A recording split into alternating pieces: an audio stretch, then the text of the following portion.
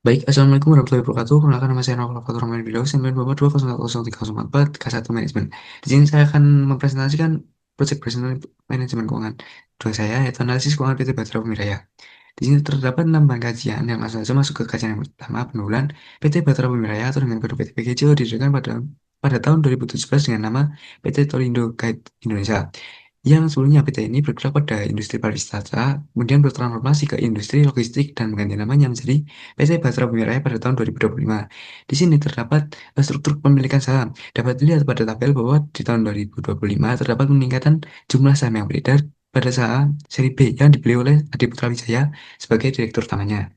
Masuk ke kajian kinerja dan fundamental, laba operasi operasional dan berbasis aspek operasi. Pada tahun 2024, perusahaan berhasil melakukan efisiensi modal yang terlihat pada NOPC dan TOC berkurang sebesar kurang lebihnya 50%.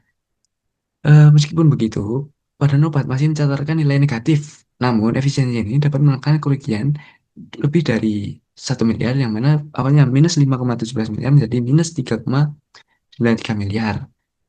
Ini dapat dihasilkan bahwa perusahaan menekankan atau mempertahankan tren positif agar Nobat dapat menjadi positif di tahun berikutnya. Masuk ke add value. Di sisi add value, perusahaan menunjukkan sinyal pembelian yang direspon positif oleh pasar. Terlihat bahwa MVA yang mengalami peningkatan yang mengartikan bahwa adanya peningkatan peningkatan kepercayaan pada investor ke PGJO. Meskipun MVA-nya itu masih nilai negatif, namun adanya peningkatan MVA dari minus 5,64 miliar menjadi minus 4,15 miliar ini menandakan bahwa efisiensi internal yang dilakukan oleh perusahaan itu diakui oleh eksternal. Masuk ke profitabilitas. Di sini semua aspek mengalami penurunan. Nah, angka ini itu menegaskan bahwa fokus utama perusahaan saat ini harus dialihkan untuk pemangkasan biaya, dialihkan pada pemangkasan biaya operasional secara radikal dan agar OPM itu segera diperbaiki. Masuk ke manajemen aset. Di sini inventory turnover itu tidak ditetapkan karena PGJO itu merupakan perusahaan jasa yang tidak memiliki persediaan. Resiable turnover itu mengalami penurunan yang cukup signifikan, yang menandakan bahwa di tahun 2024 itu perputaran piutangnya itu macet, sangat macet. Kemudian pada fixed asset turnover di tahun 2024 juga mengalami penurunan, yang menandakan di tahun 2024 itu pemanfaatan aset tetapnya itu belum optimal. Masuk ke likuiditas. Di sini semua aspek di likuiditas itu mengalami penurunan, yang menandakan bahwa penurunan daya untuk mengcover utang jangka pendeknya. Masuk ke nilai pasar, di sini terlihat adanya optimisme dari pihak eksternal atau pihak investor terhadap masa depan PGCO. Terlihat pada PE yang masih menilai negatif, itu dikarenakan adanya kondisi perusahaan yang masih merugi. Namun pada price to book dan market to book itu mengalami peningkatan, yang sudah saya sebutkan tadi bahwa investor itu sangat mempercayai dengan masa depan di PGCO ini. Masuk ke analisis risiko dan biaya modal.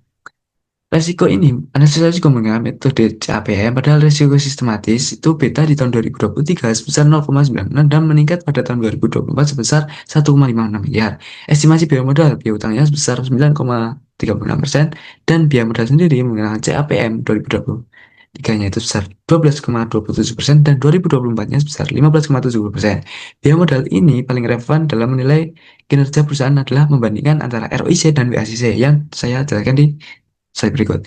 Perbandingan ROIC dan WACC di tahun 2023 dan 2024 terlihat adanya penurunan dari yang sebelumnya minus 132,89% menjadi minus 203,81% di tahun 2024, yang mengartikan bahwa PGJO tidak menaikkan nilai tambah sehingga PGJO belum bisa mengembalikan modalnya ke investor dikarenakan operasional PGJO yang sedang memburuk.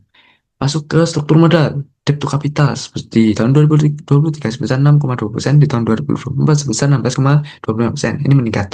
Debt to capital ini masih tergolong aman karena nilainya masih di bawah 40%. Namun terlihat adanya peningkatan di tahun 2024 itu mengindikasikan bahwa internal perusahaan itu mengalami defisit.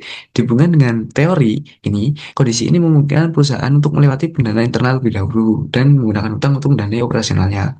Masuk ke kebijakan dividen. Di sini perusahaan sedang mengalami defisit sehingga perusahaan tidak membagian dividen selama akhir periode 2023 dan 2024 karena kerugian operasionalnya.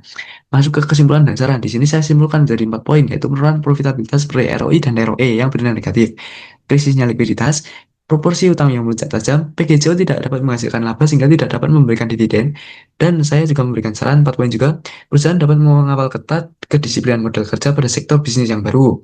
Dan segera memulihkan kondisi likuiditas, penerapan prinsip efisiensi biaya, dan disarankan untuk terus melakukan keterbukaan informasi dan transparansi mengenai capaian yang positif.